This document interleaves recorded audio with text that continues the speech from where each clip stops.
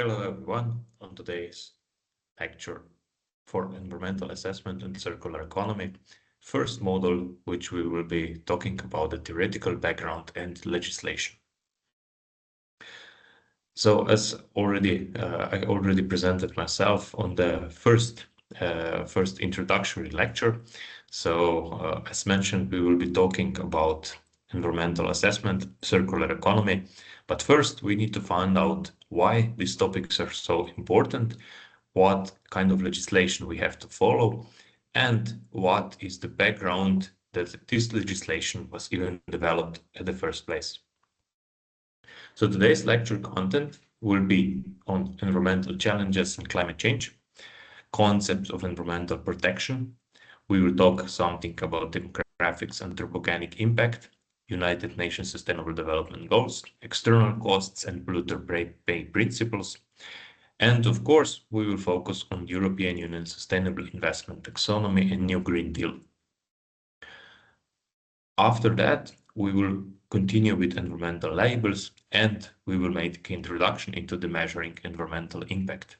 However, measuring environmental impacts and the methods how to do it will be more in deeply investigated in the lecture number 2 and number 3. So, regarding the environmental impacts of industry, companies, organizations, we know that actually every kind of human activity causes some negative environmental impact. However, we cannot survive, we cannot live, we cannot develop without human activities. So we must be aware that all human activities will always cause some kind of environmental impact. And that's why our intention must be to minimize this impact as much as possible. So first impact are, of course, emissions. We talk about that many times. It is also very well covered in the media. However, emissions, no matter that they are very famous and well covered in media, they're not the only part and negative impact that we cause as human beings with our daily activities.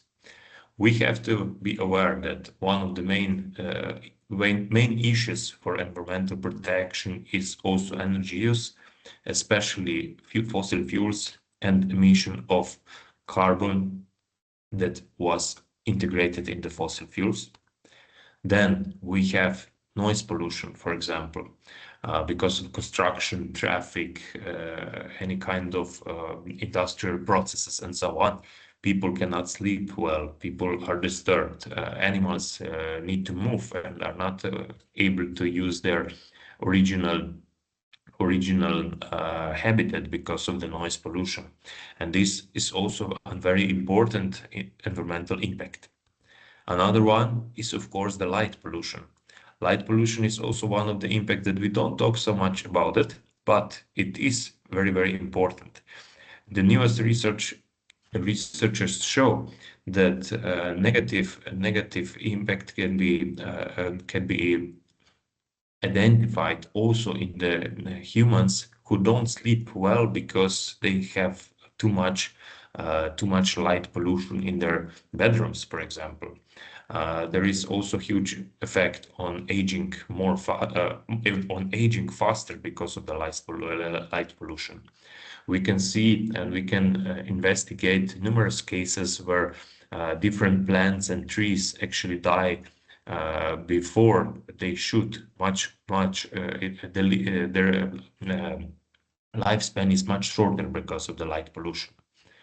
Then, of course, we have to talk also about the land use. Many times we talk about the renewable energy and how much better it is from the fossil fuels, which is completely true. However, when we want to install huge installations of photovoltaics power plants or wind power plants, we must be aware that this is also quite intensive regarding the land use. So we must find solutions which don't harm the environment too much. Then, of course, one of the main issues, material use and waste flows. So These are all environmental impacts. If we just name a few of them, the most important few of them, which we have to consider and which are one of the main concerns of humankind for our survival also of our societies. So first of all, if we talk about the emissions, let's see a few examples of what can be done and how. For example, if we know emissions in air, we know emissions in water, we know emissions in soil. However, the most famous are the emissions in air. Mainly we talk about carbon emissions, about CO2 emissions or CO2 equivalent emissions. We also know particle matters, which we are more and more concerned recently, but mainly the focus is on carbon emissions.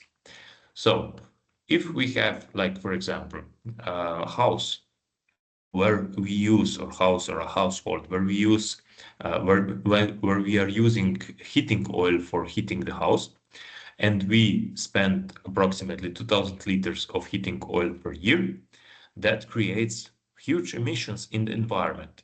So what can we do? We can reduce our heating for 1 degree Celsius, and we can reduce the consumption for 6%. So that means approximately 120 liters of heating oil less, just if reducing the heat for 1 degree. However, this is or how to say, this is one of the ways how to do it, but we can also change the technology. So if we, instead of heating oil, we use natural gas, we can reduce our emissions for 1,360 kilograms. So huge improvement, we can say. And we just made a small step from heating oil to the natural gas, which is once again a fossil fuel, but a little bit clearer one. If we want to go one step further, and we say that we are more environmentally aware, we don't like fossil fuels, we want to invest in renewables, we can install heat pump, for example. With a heat pump, we can create the same amount of energy, heat, and we can save up almost 2.5 tons of CO2. So this is already a huge amount. And if we talk about, I don't know, 1 million households, we can see that the contribution with just such a small change, so changing heating oil to natural gas or heat pump, could create huge contribution. The second one is the energy use. With energy use, when we talk about the impacts of the energy use, energy consumption, we always have in our minds such pictures as presented here on the slides. So usually thermal power plant with some fog or gases coming out of the chimneys. So that's like a very old school production of electricity. In these cases, many times we see intentions of replacing these resources, these production facilities with renewables, with cleaner energy sources, which is of course great. However, there are numerous ways how to do that. We can replace fossil fuels or conventional energy sources with more nature friendly, so renewables, so photovoltaics, wind, or for example biofuels. However, we must be aware that these sources are a little bit are not that stable. So we can create electricity only when the wind is blowing or when the sun is shining and so on. So this is not the best solution. We can increase efficiency. So instead of just creating electricity, we can use cogeneration, for example. So we can create heat and electricity simultaneously. On that way, we can increase efficiency of the process from 35% or 40%, and we can increase it to 70 or 80%. So huge increase and very, very, very big improvement. However, none of these solutions are not completely sustainable. So if we talk about the sustainable solution, we have to talk about the energy pyramid. So what is the energy pyramid? The energy pyramid is actually to start thinking not just how to replace this old power plant, but how to reduce the energy consumption.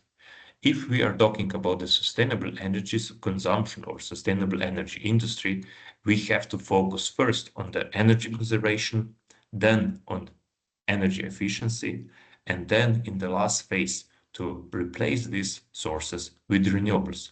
So if you can see the energy pyramid, it should be based on the energy conservation. So the majority of energy that we spend today and is created mainly from, let's say, fossil fuels, we should reduce the amount of energy that we use. We should use energy more efficiently, and the energy that we still need should be created with renewable energy. If we just replace fossil fuels with new installations of renewables, and we just keep on increasing our energy use, this is of course not a sustainable solution. And that's why we cannot continue increasing and growing with energy need all the time. The third one is, as we talked, noise pollution. With the noise pollution, we also have some successful stories how to do it. We have, for example, limited speed, limited traffic in the city zones, limited traffic in the time of during the night, for example, during the hospital, in the vicinity of hospitals, and so on and so on. And we have also some fences. So all these ways are, for example, are very good examples how to fight with the noise pollution. However, once again, we have to think about the main source of the noise pollution, and we have to deal with the source. So not just reducing the noise pollution, but preventing it. Preventing measures are always better than just reducing it. Then we have the light pollution. So we can see on the picture on the right-hand side that old bulbs actually were quite good for lighting the streets, for example, but they also lighten the sky. So the newest bulbs or new lights are designed like that they reduce glare and the spillovers, and they just focus their light on the surface that they should and not glowing in the sky. So what happens in this case is that the streets are better lightened, but the sky remains darker. So once again, we can stare in the skies and see the stars. So we can see here the graphical representation of the bad light. So it doesn't glow directly up, but still it has big light pollution. Then we have that one which is also already much better, so that can lighten can light down but not up. And we have the best one, the solution where we have the focus completely on the lighting, for example, street or the surface, but nothing else. Regarding the land use, we also talked that, for example, many times photovoltaics or even the windmills and so on are installed a little bit uncritically. So there we have a lot of cases where people are actually against the renewables because they are disturbing for their home community. So we have to be very careful and use photovoltaics, for example, mainly on the degraded areas. So we have numerous possibilities how to do that. For example, on the rooftops, for example, on the, I don't know, on the gas stations and so on. And we can also do it on the landfills, on the river banks, on the road banks. On, for example, we have cases of installing them on the railways and so on and so on. So wherever we cannot produce or we cannot make food, there is a good place to locate or to put photovoltaics. Otherwise, To put photovoltaics on arable land is not the most appropriate. There are some cases of good practices where we can install photovoltaics like on the figure above, and we have some nice meadows below them where we can where there could be a home of for example sheep or goats or something like that. But these cases could mislead to a very bad practice. They could be used very well, but in the majority of the cases, we should focus on installing photovoltaics on degraded areas. And of course, the material flow and wastes. Here we keep on focusing on how to recycle and how to let's say create something out of the waste. So we have good cases of for example, like here we have the Freitag bag where they create unique bags from old tarpaulins from the trucks. So old tarpaulins are very resilient, so they can be used for for bags that can last for decades. The seat belts are used for the belt, so it is created completely out of the waste material. However, this is only one of the solutions. Once again, we have to focus what is the cause of the pollution? What is the cause of huge amount of wastes? So we have to focus more on the preventive measures and not just on the recycling. And this is the change of mindset which we have to follow. Since we are too much focused on the recycling, we are dealing too much with the end of pipe approach, and we forget that we must solve the problem before it is even created. And this is only with preventing creation of the waste and with the sustainable production, and mainly with the sustainable consumption, which is not that easy to achieve. So why we have such a huge problems and environmental impacts as a human population? So one of the reasons is, like we can see here, because we have increased our population from 3 billions in 1960 to approximately 8 billions recently.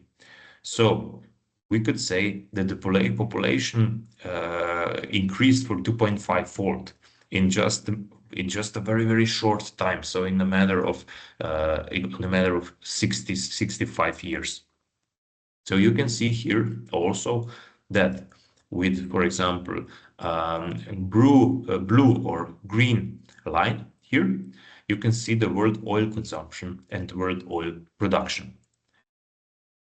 It is also increasing. So we can see the population increases and more people need more energy because we need to create more clothes, we need to create more food, we need more cars, we need more, we are traveling more, and so on and so on. So we can see that there is a big correlation between the use of energy, use of oil, and the population increase. Consequently, with the red dotted line, so this one here, we can see that world CO2 emissions are also increasing. So this is completely normal, because if we spend more and more oil, we burn more and more fossil fuels. That means we create more and more CO2 emissions. However, we can see that we manage to create more and more GDP. So without with the growth of population and growth of oil consumption, we create more and more GDP. So now the question is how to keep our GDP growth without using more and more materials and more oil. So this is actually a decoupling point that we all look for. So to revert green, blue, and red curve back downwards, and to still enable the GDP growth. So we talk here also many times, some economists speak about the degrowth challenges. So decoupling growth from material use and energy use. Sometimes we talk about degrowth as the concept of stop basing the economic growth on using environment for that. Sometimes, in many cases, we also see degrowth of stopping the growth if the growth must be based on the exploitation of environment. However, no matter that the population is growing, and we can see here with on this graph, for example, as well, that the GDP is growing faster than the population.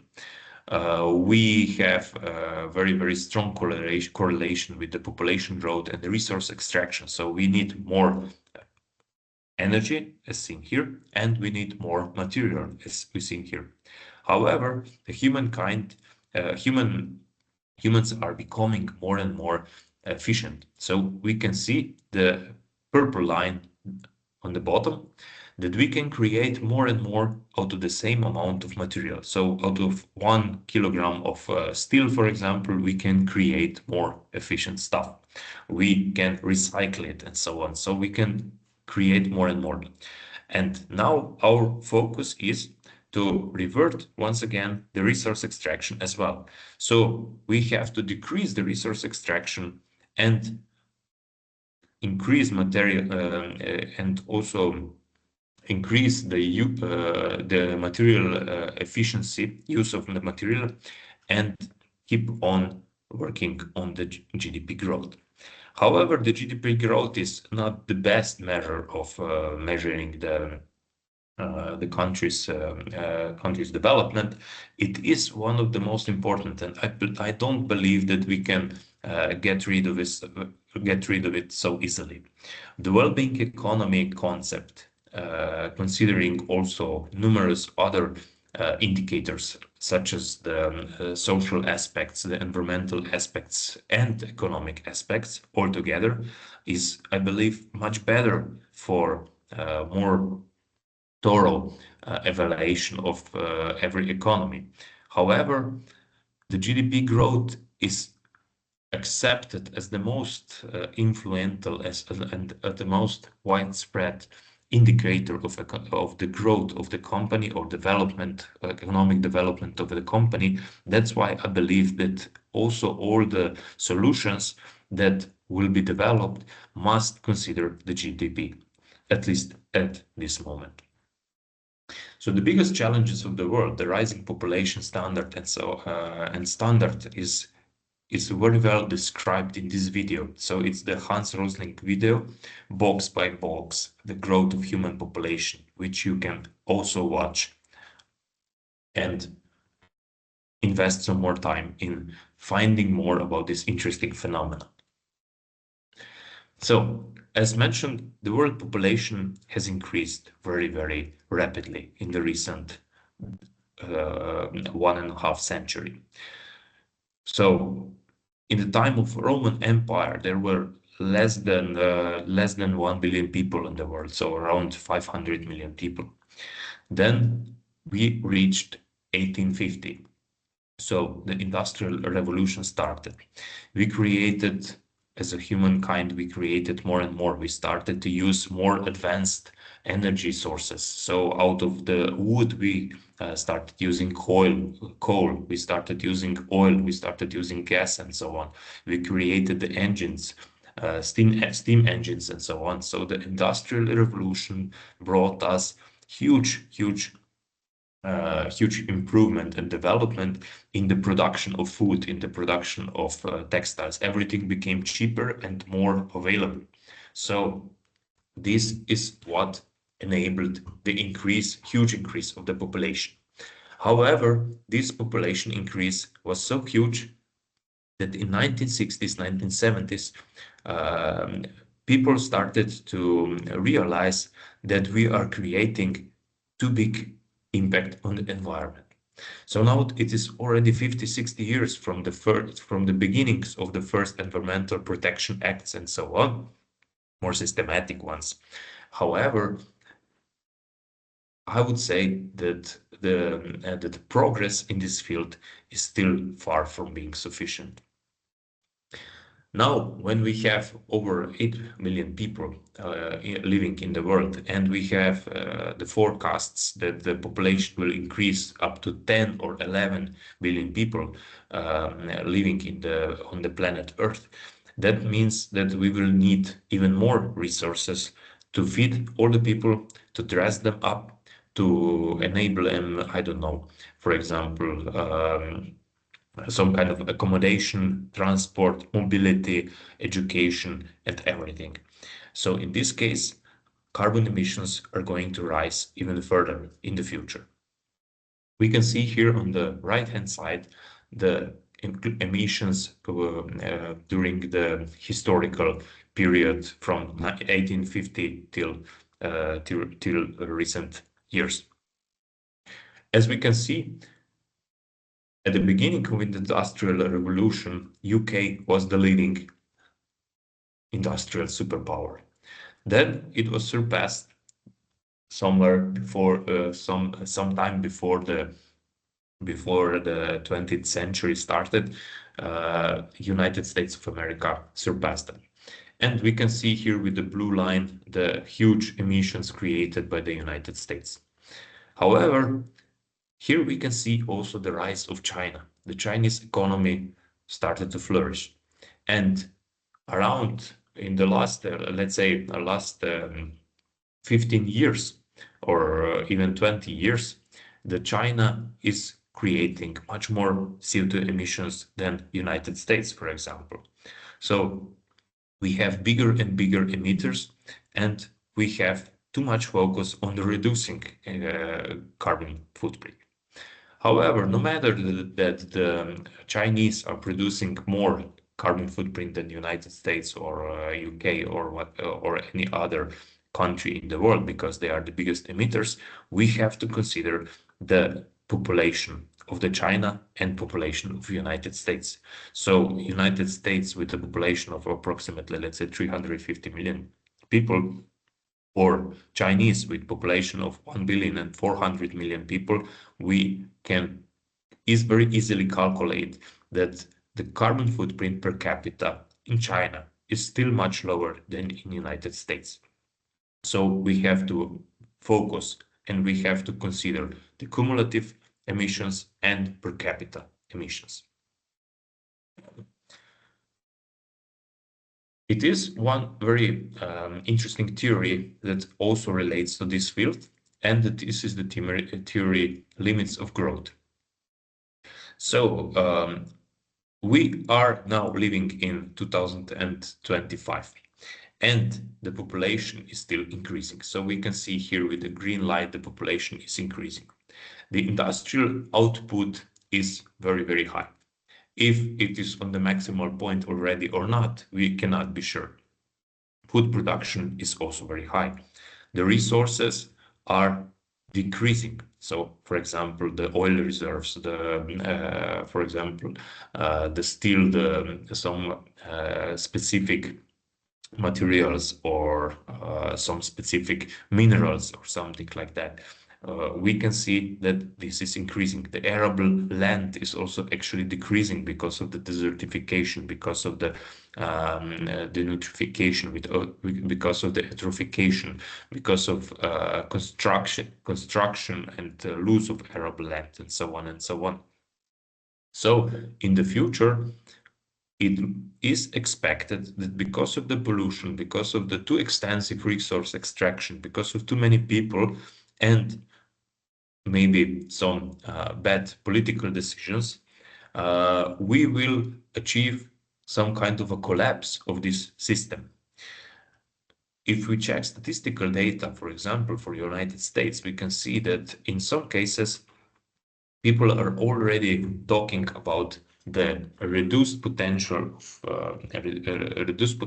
or reduced or already shortening expected lifetime. we are already experiencing the decrease in expected education level. We have huge pollution levels which are causing more and more deaths, and because of the development of the medicine, we can somehow stabilize this. But if we would talk only about the some level of illness and impact of pollution on the human health, we could achieve very huge and negative numbers. And with the purple line, we can see the line of sustainability. And this one was already crossed. So it was crossed by the population, it was crossed by the industrial output, it was crossed by the food production. So whatever we do, whatever we create, we already came over the point of the sustainability. So we came over the point where planet Earth could regenerate itself. And we are actually using too many resources too extensively, and this is not sustainable on the long term, and this is not the way how we as a humankind could survive. Recently, that's why we are talking much and more about the climate changes. So the climate changes are actually the change of the climate in general. So this is not just increase of temperature for a few degrees in 1 year, but it is more like a systematic monitoring how the climate is changing during the longer period of time. At a decade ago, for example, in supply chain, which I'm covering as a professor for supply chain management, supply chain risk was primarily focused on the supplier failures, on the price, volatility, component shortages, and so on. Recently, we see that the climate changes are actually causing the biggest and the most severe risks. And 2 out of 5 top risks are actually related on the environmental impact. We can see that the major coastal cities are equipped with significant port infrastructure, hinterlands that depend on port facilities for global trade. And from the supply chain perspective, lower inventory levels and constant circulation of supply is very vulnerable to disruptions if something happens to these coastal cities. If the sea level increases for 50 centimeters or 1 meter, we can see flooded ports, we can see flooded cities. We know what is the geographical situation in Netherlands. We know what is happening with Venice. And this is not the biggest problem. The biggest problem are multi-million Asian cities which will have to develop new strategies how to adapt to the climate changes. And transport infrastructures are also highly vulnerable to the implications posed by the climate changes.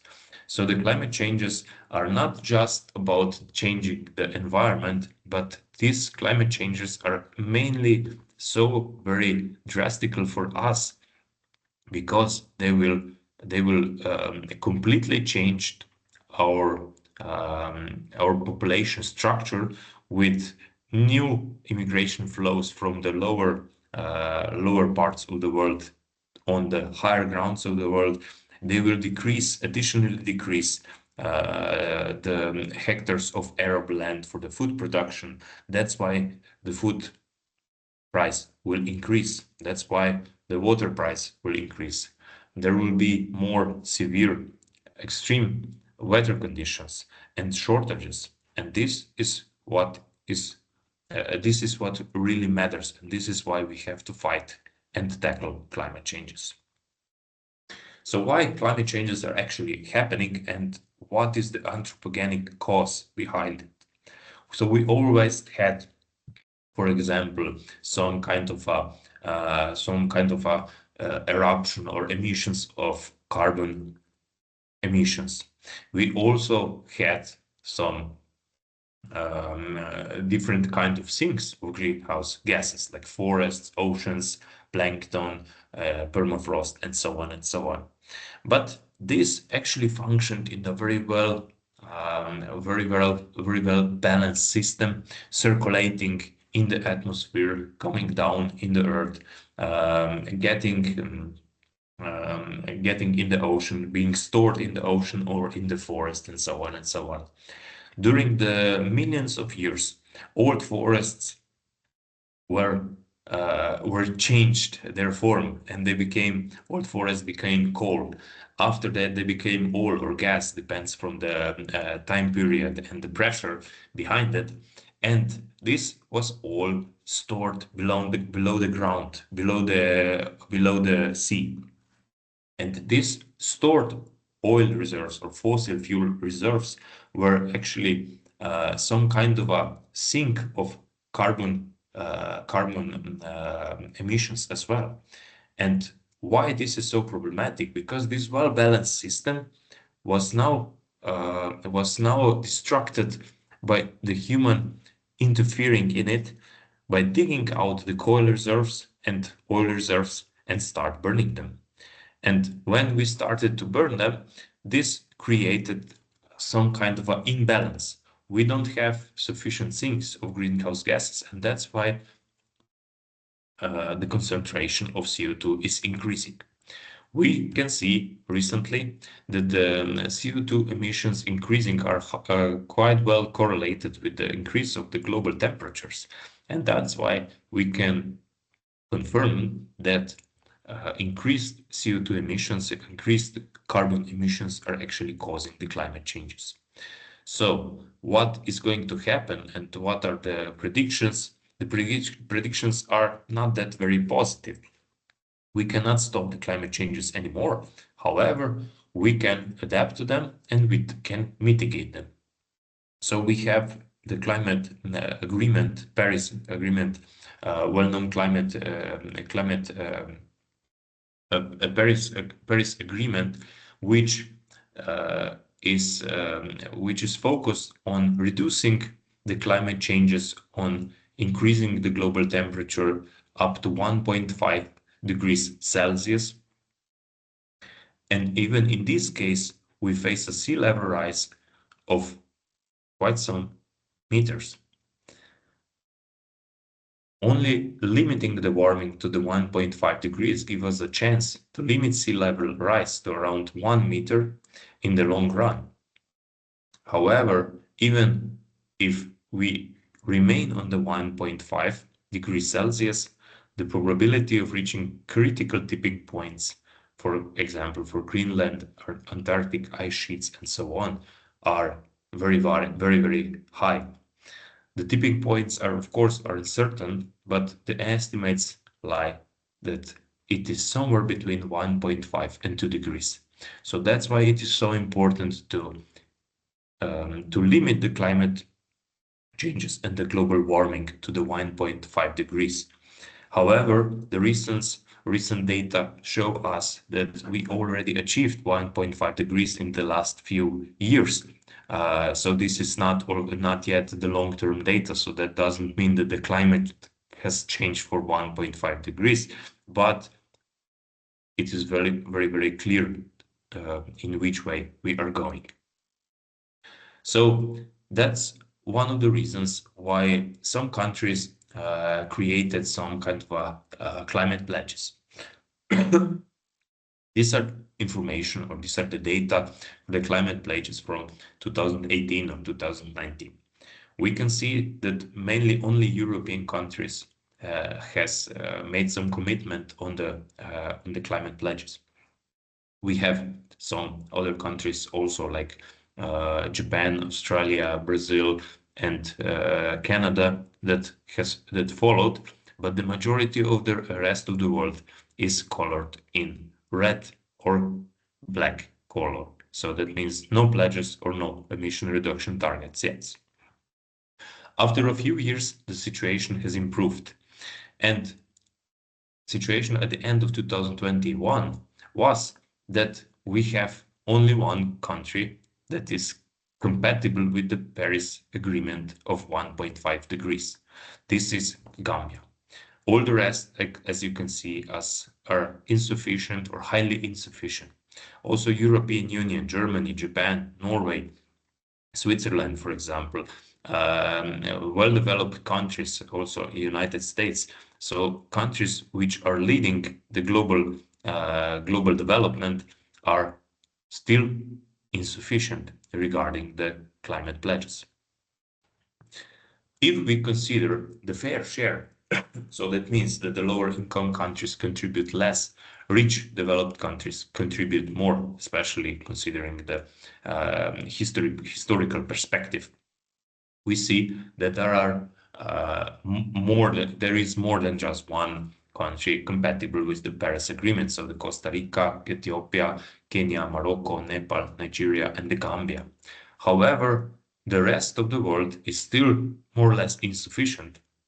So that means that we are going towards +3 or +4 degrees Celsius.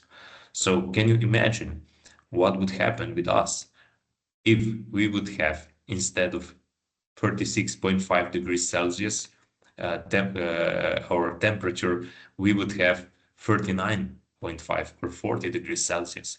We are very, very sick in that case. And the same situation could be implemented also in the environment. The environment can also not so easily handle increase for 3 or 4%. So that means that we will have the climate of Turkey will be the climate of the Central Europe, the climate of the equatorial states will be the climate of the Turkey, and what is going to happen in the hottest parts of the world is still very questionable. Climate changes will be more influential for some parts of the world, less influential for the other parts of the world. However, increasing the average temperature for 3 or 4 degrees would have severely negative impact on our not just environment, but especially on our society and on the possibility of humankind to survive. So the recent climate targets are already updated, and we can see that there were severe improvements. In the first continent starting, or the first, let's say, part of the world stated that they will become climate neutral was the European Union. That European Union created a plan how to become climate neutral by 2050. A few years after that, China also announced that they will be climate neutral by 2060. So we have many places in the world which are following this agenda. However, there are some places in the world as well which are sometimes following the agenda, sometimes start to fighting against this agenda. So we all know who we are talking about. And the lack of commitment, of the global commitment towards the Paris Agreement, is the biggest challenge of implementing these climate targets, because this is not something that only one country or one continent could contribute to and would achieve huge benefits, but it must be done hand by hand with all of us, since this is a global problem, not just a state or country specific problem. So nationally determined contribution updates by 2022, we can see that more and more, or almost all countries, are already having some goals for the fighting climate changes and tackling them. So how to survive it? It is very hard. However, we have to focus that while China is expected to reach peak in emission pollution by 2030 and is expected to achieve carbon neutrality in 2060, their political system is actually enabling them to make huge cuts in the carbon emissions, because they can easily just stop the production of very harmful or environmentally disputable electricity if they don't follow and if they don't if they are not focused toward achieving the goals. So also the political system is one of the things that must be considered when talking about the achieving climate pledges. However, this is something out of the scope of this debate. So let's follow. Let's keep up with the topic that we have here. Regarding the goals that followed the Paris Agreement, I would also like to mention the Sustainable Development Goals. Sustainable Development Goals are actually the 17 goals that were created to achieve the big movements or the big improvements in the environment, in the social, and also in the economic area till 2030. All of these goals could be divided also on these three areas. So we can divide them on the economical, social, and biosphere related goals. As we can see, there are 4 goals related to economic, there are 4 goals related to the biosphere, and there are 8 of them related to the society.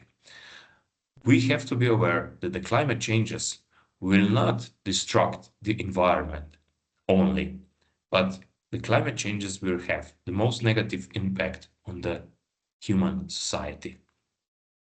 The nature will find a way to reproduce, to recreate, and to develop also in the future. However, the survival of the society and the humankind is not that easy to achieve.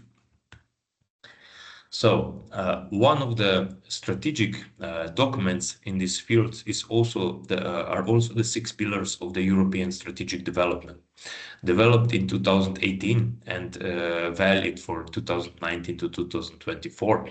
European Union developed a new Green Deal. So the aim to be the first climate neutral continent and resource efficient economy.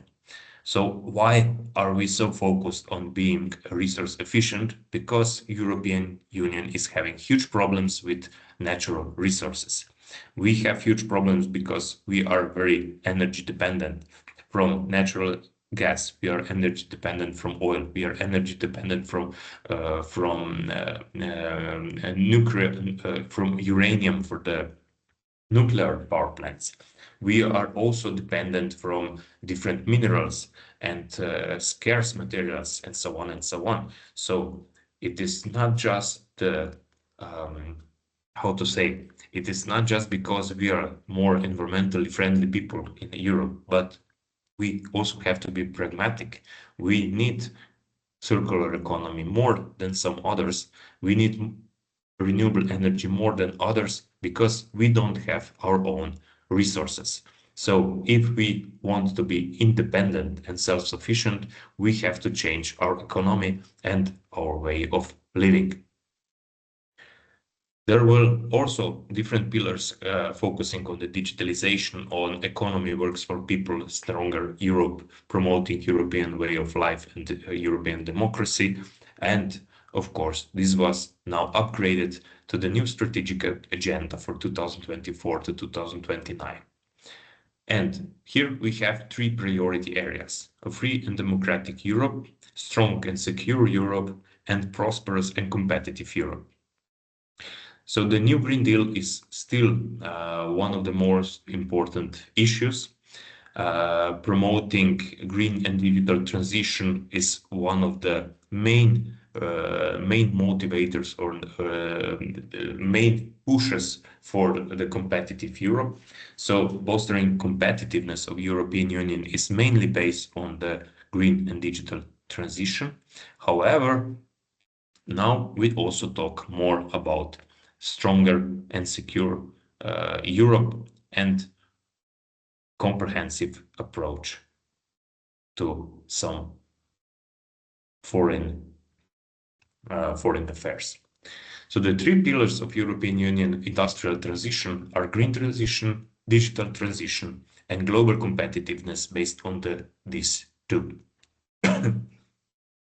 If we talk about the environmental risks that we are facing, we can see here that already in 2020, so 5 years ago, the majority of like big CEOs found out that there are actually extreme heat waves and destruction of natural heat ecosystems are two of the most important, 2 out of 5 most important risks, short-term risks for the future.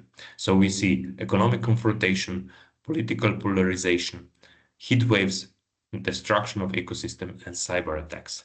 So 2 out of 5 are actually related with climate changes and environmental destruction. So here I have also some questions to study for you. So the technological trends that will influence the future. What does it matter to know demographic changes? Why companies have to adapt and mitigate these changes? How can one small change impact the whole supply chain or the life cycle? What trends can be seen in our daily life and are related with the green and digital transition and so on and so on?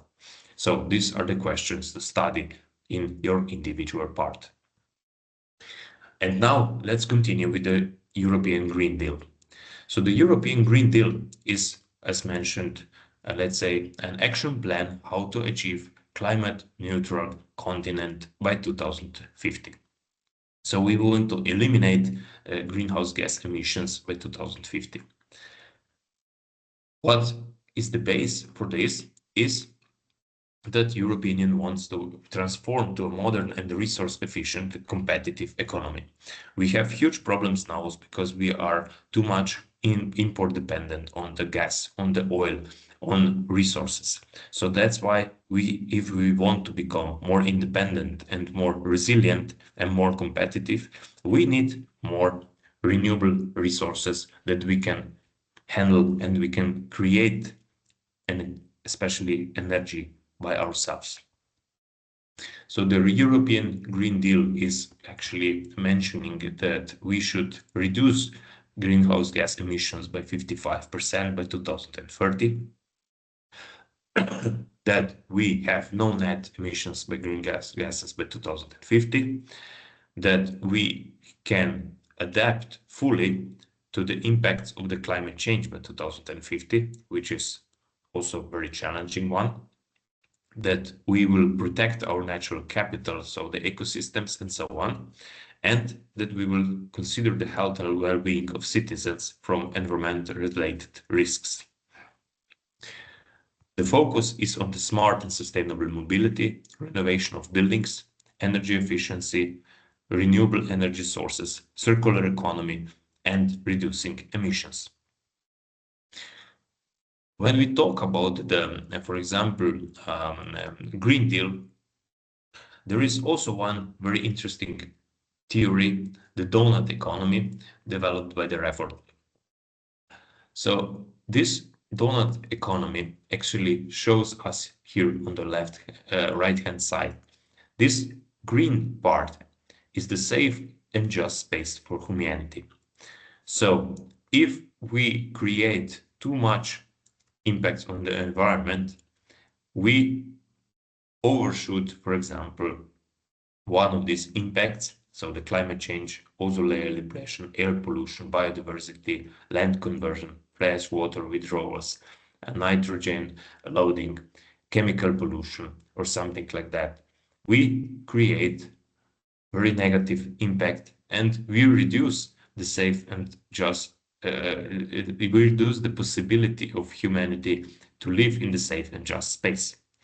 On the other hand, we contribute also to the social foundations: health, food, water, energy, networks, housing, gender equality, social equality, political voice, justice, peace, education. So in this case, we can also create a shortfall of these social foundations. So overshooting ecologicals is actually creating the shortfall on the socials. if we have climate changes, we have some kind of pollution and so on, we can create huge shortfall in the social foundations. So this might be very tricky. Oops. And that's why we are focused now in environmental management and measuring what we are actually doing. We know the famous saying that what is not measured is not managed. So that means if we don't know what is happening and we are not measuring some impacts on the environment, we cannot manage them. So first we needed to develop tools and methodological approaches how to measure impacts, and then in the second phase we can start controlling and managing it. So we first need to know environmental problems, then we need to know what are the alternatives and how to implement. Environmental management is therefore a process with which organizations evaluate and audit how their activities and business processes affect their environment. In the second phase, they implement actions to minimize or remove these negative impacts. Environmental management actually enables monitoring and controlling the impacts in combination with the goal of their minimization. It is only effective if implemented systematically and in all business functions. So, environmental management is taking care of environmental problems and environmental challenges, managing external costs, monitoring energy use, water use, material use, waste flows, and following different standards. The most well-known standards here are the ISO 14000 series and EMAS standards, which are integrated by not so very huge amount of companies because they're much stricter, and the EMA standard holders need to report improvements in every year of having this standard, because otherwise, if they don't make any improvement, they can lose this. They can lose it. So if we first go to the external costs and we talk about what is this external costs. So the external costs are negative and potentially positive environmental and social costs evaluated in monetary terms that are not considered in company balance sheet. So that means if we have a negative effect of third party from, for example, from the production or consumption of a good, that is external costs. As an example, we have here like a radiation from nuclear power plant, or we have like the waste landfill constructed next to our house. So that means that our house, our real estate will be worth much less in over the night, because there is some kind of one of the investors who will build a landfill next to our house, and because no one wants to live next to the landfill, our real estate will be worth less. So this is also one of the cases of external costs. One of the cases of external cost is also if there is some kind of a noise pollution in the industry hall next door to us, or there is some kind of a pollution of the air and it impacts our health, for example, our quality of sleeping and so on. This is also external cost. So this is some kind of a negative environmental and social impact that is not included in the company's balance sheet. So the idea is actually now to start with the internalization of the external costs. So what does it mean? External costs that are not included in company balance sheet should be in the future included. So we have here the representation of current price of different products. So the false price, because external costs are not included. So if these external costs will be included, the true price will be much higher for some products. So that means that some products or some services which are more environmentally disputable will not be economic anymore. And on the other hand, some solutions which are now too expensive will become much more feasible in the future. As a case, we can see, for example, different energy sources. So we can see here levelized costs and external costs of different energy sources on the right side. So if we see the levelized cost of the production costs, we can see that, for example, geothermal and coal have the lowest costs. So that means we could invest, if we would follow the costs only, we would invest in the geothermal, in the coal production of electricity from coal. However, if we include here on the right-hand side, we can see that coal external costs can be between 75 and almost 150 euros per megawatt hour. So that means that the total price would be between 150 and 2025 euros per megawatt hour. So that means that the coal electricity from coal would be the most expensive of all of them. On the other hand, we can see that, for example, wind, hydro, geothermal, and also solar have quite low external costs. So that means that if we combine the levelized costs and external costs, we could get completely different perspective of which energy sources are actually feasible for the production of energy and which are much more expensive. This is also something that is included in the newest European Union legislation. So the newest European legislation is actually based on Action Plan on Sustainable Finance. It promotes sustainable investments and wants to reduce environmental impact. It's an establishment of some technical committees to develop technical standards for sustainable activities and strengthen the green economy and supporting the transition to a low-carbon economy. It is actually working with financial institutions to create sustainable investment opportunities. So in the past, we were having sustainable, different legislation, which is now a little bit changed.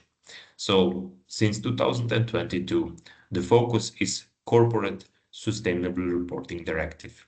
So large companies and listed companies will have to report about their impacts on the environment from 2024 on. So this year they will start reporting for the last year. And this is one of the very important issues because here companies will have to monitor their impacts systematically and they will have to report it to the authorities. This is one of the basements for the European taxonomy, which is actually a taxonomy of sustainable investments. So it's actually a classification system aimed at investors or companies, institutions, policymakers, helping them to establish if and how one activity can be considered as environmentally sustainable. If we want to become climate neutral by 2050, we must know first which investments are more and which investments are less sustainable. So the European taxonomy, therefore, is intended to facilitate the allocation of capital towards sustainable activities and projects, to support the Green Deal and to support the final goal of becoming carbon neutral. Undoubtedly, the European Union taxonomy is a landmark regulation that will initiate a paradigm shift in how business operate, and it can enable us the better future. However, the tricky part is once again because it is only obligatory for companies in European Union. However, in 2028, it will become obligatory also for the foreign companies that create certain amount of income within the European Union. So that means that it will balance once again the competitiveness of European companies and foreign companies. However, European companies will at the beginning be a little bit less competitive because of that. However, the idea is that on the long term, this could bring them additional global competitiveness. So let's hope that it will work that way for us. So how does the EU taxonomy works? It actually has set of 4 general conditions that an economic activity must meet in order to be considered as environmentally sustainable. So first of all, we have 6 objectives, and every economic activity must make substantial contribution to one of those 6 objectives. If it makes substantial contributions to one of them, it must simultaneously, it should not do any significant harm to the other 5 of them. Along with that, it must comply with minimal safeguard standards. So that means the compliance with the human rights and so on, and comply with the applicable technical screening criteria. Who does it concern?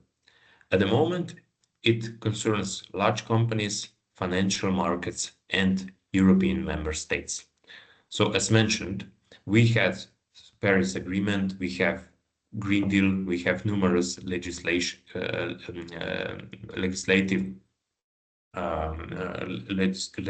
forms of legislation, but all of them were actually excluding the money, so the banks and the funds, investment funds. And European Union taxonomy is also covering banks and investment funds. So that means that it is not just about the industry, it is also about the flow of money. So if you cover the banks and investment funds, you can also manage where banks and investment funds will invest their money to. So all the investments that will be more sustainable will be more interesting for the investments. So this is the big idea behind it. So if there will be one investment will be European economy, European Union taxonomy aligned, it will be able to get better financing for it. It will be able to be tagged as European economy aligned, and so on and so on. So it will bring additional benefits to the companies and investment funds. So how does it need to be done? It is actually like identification of climate-related risks, definition of climate scenarios that affect the asset, evaluation of the effectiveness of countermeasure, and evaluation of risk reduction. So all of this is done in different steps. So as mentioned, sustainable finance taxonomy goals are 6. The best developed are first 2 of them, so the climate change mitigation and climate change adaptation. So the rest, sustainable use and protection of water and marine resources, transition to circular economy, pollution prevention and control, and protection and restoration of biodiversity and ecosystems are following. So every investment that we wanted to be a sustainable taxonomy aligned must have substantial contribution to one of those 6 objectives. Simultaneously, it should not do any harm to the other of them. So that means if one project or one investment will have very good and substantial contribution to, for example, to circular economy, but on the other hand, it will increase the pollution and it will, I don't know, for example, decrease the biodiversity and the protection of ecosystems, it will not be European Union taxonomy aligned. If something will make substantial contribution and no significant harm to all the rest of 5 of them, but will not comply with the labor rights or combating bribery, bribe solicitation, extortion, and so on. So UN guiding principles on business and human rights. Then again, it will not be EU taxonomy aligned. So that's why companies will need to follow different rules, and these rules will need to be considered within the whole supply chain, not just in the one part of the world. So that's why I think it could make a huge contribution. But the tricky part is because there are numerous more and more numerous, let's say, forces that want to destruct this background of European Union taxonomy idea. So the 6 pillars, as mentioned already, the first 2 are related with climate change. The third one is sustainable use and protection of water and marine resources, then circular economy, pollution prevention, and healthy ecosystem. So how to start? First of all, we do the determining taxonomy eligibility. So we first need to know whether our company is eligible or not for European Union taxonomy. So the screening criteria exist for our activity or not. Are we a big company or not? If we are a big company, then we might be eligible. If we are not a big company, we are a very small company, we are not on the stock market, then we are not eligible so far. We might be eligible in the coming years. Then we have the technical screening phase. So does the activity substantially contribute to climate change mitigation or not? So if it does, do we have any significant harm requirements or not? Does the activity comply with the minimal social safeguards or not? And so on and so on. So there is like a roadmap that we can follow to comply with these standards. When we did this, when we are on that way, we have to focus on, for example, our portfolio. And many times we can find out that from all the portfolio, there are, let's say, in this case, 82% of investments are not eligible, 18% of them are eligible. And for those that are eligible, we have to find out how many of them is aligned with the European Union taxonomy, how many of them is potentially aligned, and and how many of them is not aligned. And we can make improvements in these cases. So let's take a look in one example of European Union taxonomy. As mentioned, I'm working on the supply chain management, so I will tell you something about the warehouses of the future and warehouses compliant with the European taxonomy. So let's say that we have one company that started to that increased their production because the demand for their products is increasing. So because of the increased demand and production, they would need a new warehouse to store their goods. So they have 3 different possibilities. They can construct a new warehouse, they can buy one warehouse, or they can renovate an existing one. In every case, they need to consider different criteria to be European Union taxonomy aligned. So for example, if they want to construct a new warehouse, they need to consider the following. The facility should not be used for the extraction, storage, transportation, or production of fossil fuels. If any kind of fossil fuels is related with the warehouse, then automatically it cannot be EU taxonomy aligned. So we want to get rid of the fossil fuels. That's the main idea behind it. Then, if we want to construct a new warehouse, we have very strict rules about the energy efficiency and so on the national levels. However, the warehouse constructed and aligned with the European Union taxonomy should have the annual primary energy demand at least 10% lower than prescribed by the national legislation. So these are the 2 main criteria for the warehouses if we want to build a new one. So if we want to build a new one, we will really have to make it very, very energy efficient and not related with fossil fuels.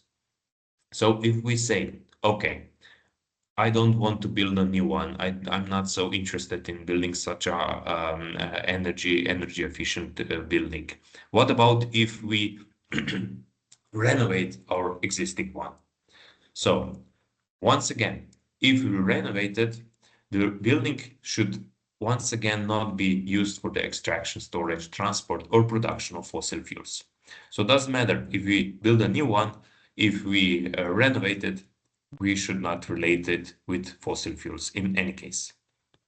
Then, energy efficient renovation. Once again, we have to be compliant with minimal legal requirements for the major renovation in the local or national legislation. So once again, we will need to renovate it in accordance with high energy efficiency standards. Okay. We have an investor and the investor says, okay, I don't want to build a new one. I think that this kind of renovation is also too complicating for me. I will buy a warehouse, which is already completed. In this case, the existing building, so if you buy a building which is built before the end of 2020, it must have a minimal class A energy performance certificate, or the energy demand must correspond to the top 15% of the national building stock, which is data that is quite hard to get. If it is built after the end of 2020, it has the same requirements as the new construction.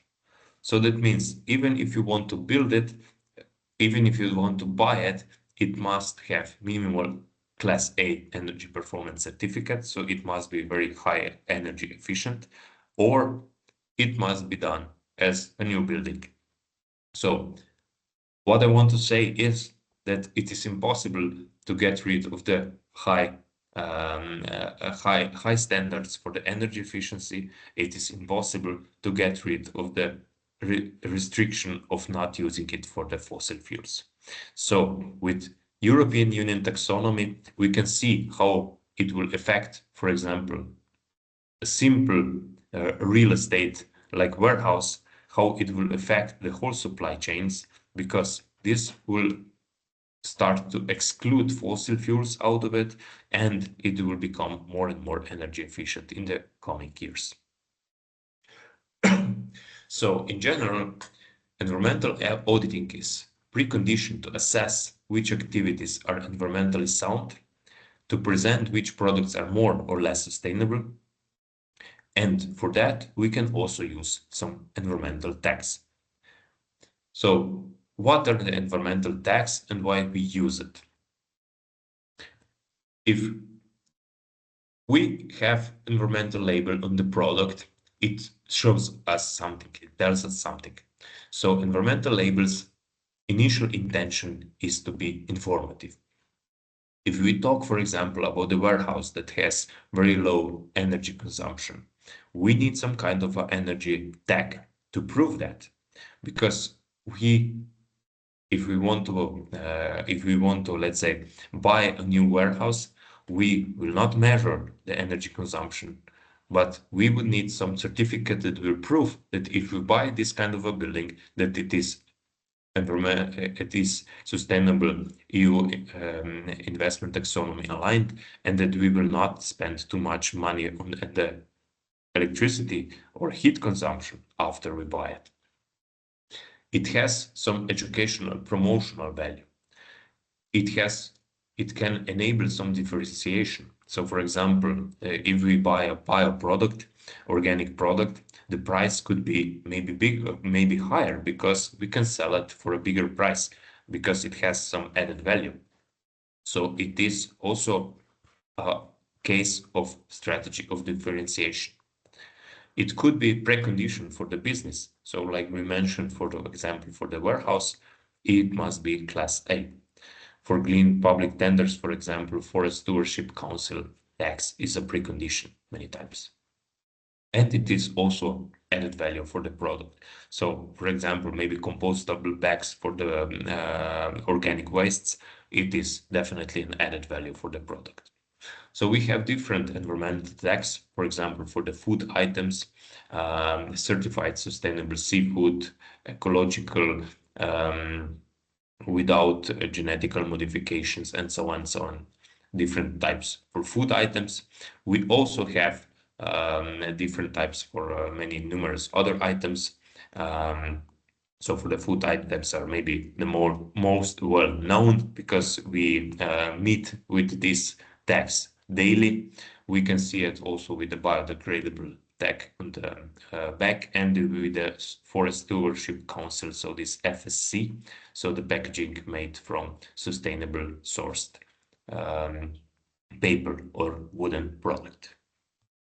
We have, again, energy tax, for example, for the household appliances. We have energy tax for tires. We have Energy Star, for example, for household appliances as well.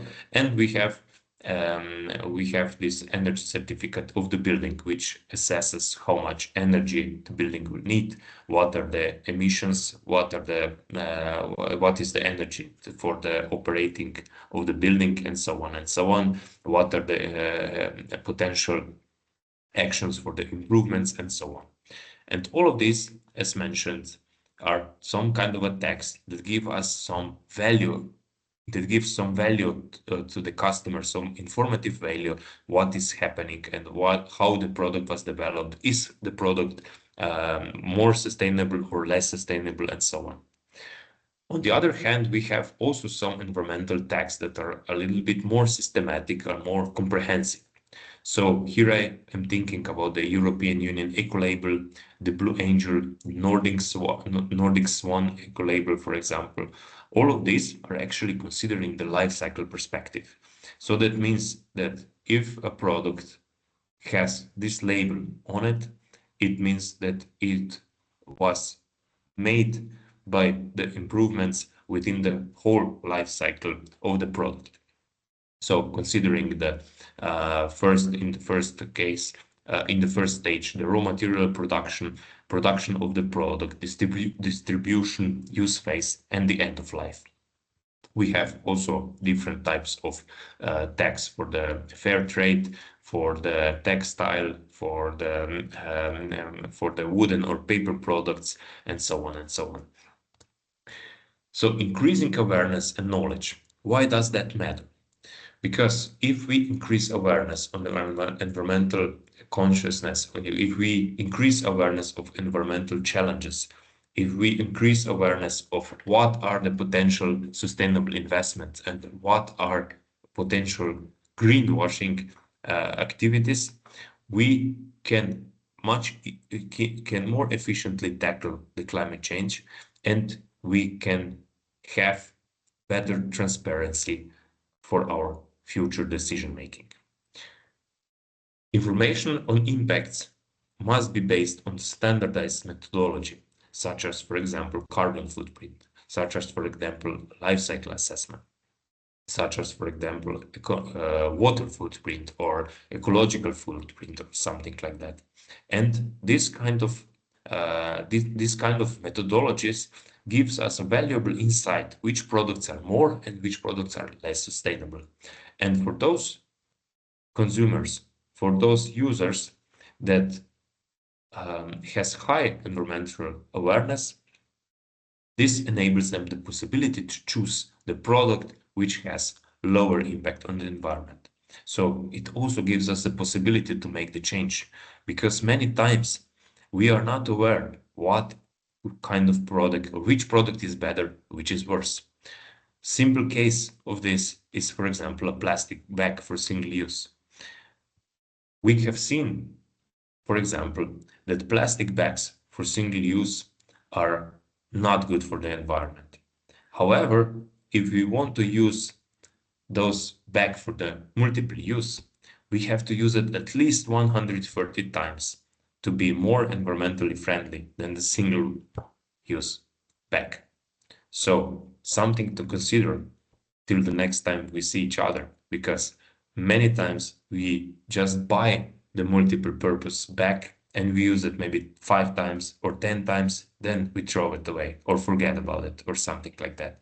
So in this case, we made much bigger contribution to the environmental impacts than with the single-use bags. So the single-use bags are were once let's say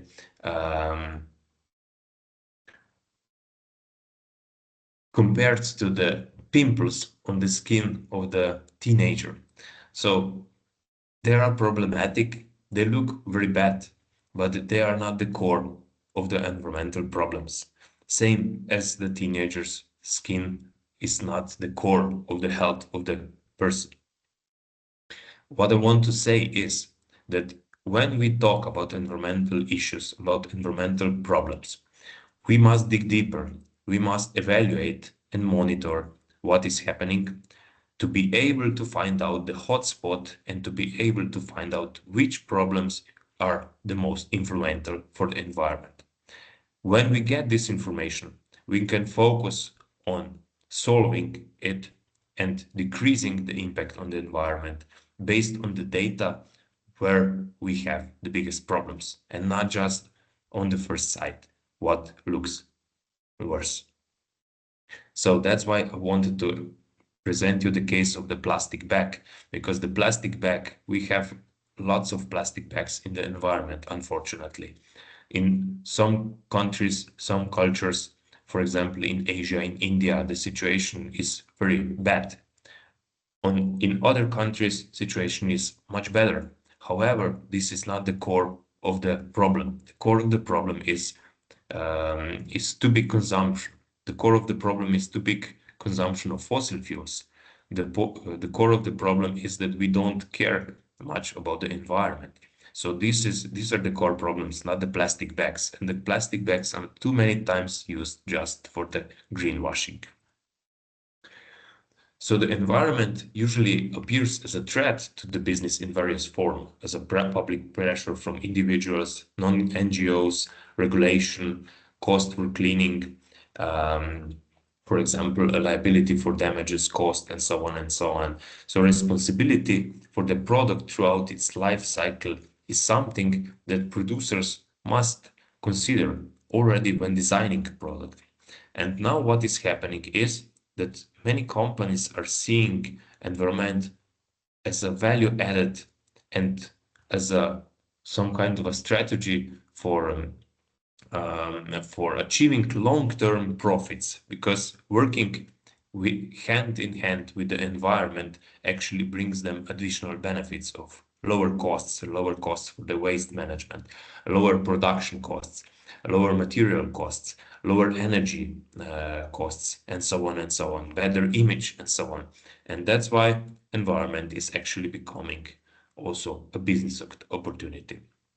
So what we want to do is to make a progress toward environmental goals, raw materials, energy use, emission in transport, waste amounts, efficiency of use of materials, number of environmental incidents, accidents, proportion of recycled waste, materials recycled and used for packaging, number of kilometers driven by vehicles per unit, for example, reduction of hazardous pollutants, investments in environmental protection, and the use of space. So different methods, as mentioned, are there for us to enable us to assess as objectively as possible our environmental impact. Some of them are presented here: the carbon footprint, ecological footprint, water footprint, life cycle assessment, and so on and so on. So different methods have different pros and cons.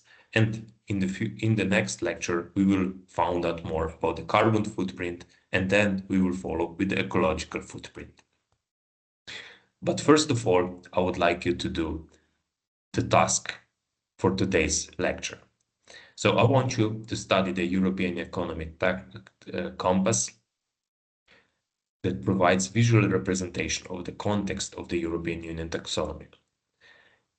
It makes the content of the European Union taxonomy easier to assess for a variety of users. So check your company, or I don't know, just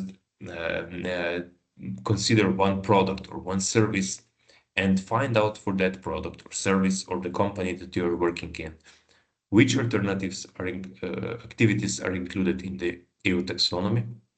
So which are taxonomy eligible activities, to which objectives they substantially contribute, and what criteria have to be met for activities to be considered taxonomy aligned.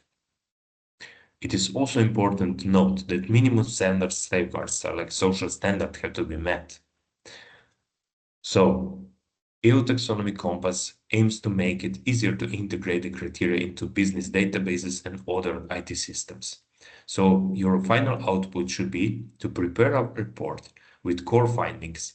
What are activities that are included? Which objectives you need to consider, and what criteria have to be met for a specific company or product or service. So that would be all from my side for this theoretical background, legislative background, EU taxonomy, Green Deal, and the background for the future monitoring of environmental impacts.